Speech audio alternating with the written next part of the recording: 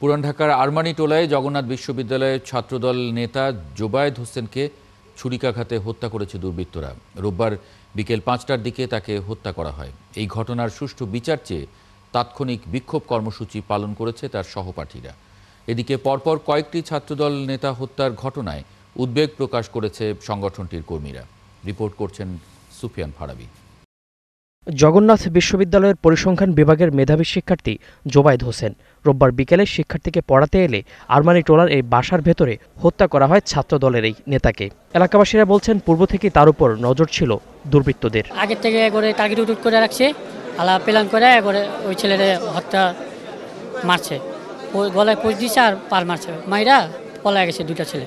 পলানোর পরে আর ক্যামেরাতে দেখা গেছে পাও খালি, শৈলাট ওয়াশ কিছু দেখা যায়নি। সে আসলে খুবই একজন ভালো একজন ছিল আমাদের ক্যাম্পাসে। আমরা যদি ছাত্রদলের মধ্যে ৪-৫ জনের খোঁজা হয় যে সবচেয়ে ভদ্রর দিক দিয়ে সে হচ্ছে তার মধ্যে একজন।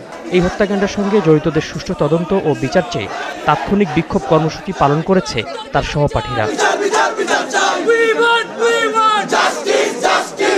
অনেকক্ষণ সময় হয়েছে, তারা ভিতরে এখনো তালবাহানা করছে। আমার প্রশ্ন হলো তাহলে তাদের শক্তিরা কোথায়? তারা এতক্ষণও কেন এত প্রকাশ্য একটা বিষয়কে তারা এখনো কেন আসামিকে ধরতে পারছে না? এইরকম একজন সেবামনস্ক মানুষ এবং যে মানুষের পাশে দাঁড়ায় এরকম একটি সহজ সরল এবং মেধাবী মানুষকে হত্যা করা হয়েছে। জগন্নাথ বিশ্ববিদ্যালয় পরিবার, ছাত্রদল সহ সকলে মর্মাহত। জগন্নাথ বিশ্ববিদ্যালয়ের ছাত্রদলের আহ্বায়ক মেহেদী হাসান হিমেলের দাবি, আসামিদের শনাক্ত করতে প্রত্যাশা অনুযায়ী আগ্রহ দেখাচ্ছে না পুলিশ। ওনারা এখনো ইনভেস্টিগেশন করছে। আমরা 4 ঘন্টা টাইম দিয়েছিলাম, অলরেডি 4 ঘন্টা পার হচ্ছে। হ্যাঁ, এখন পিবিআই টিম আসছে, ওনারা কি ইনভেস্টিগেশন করছে।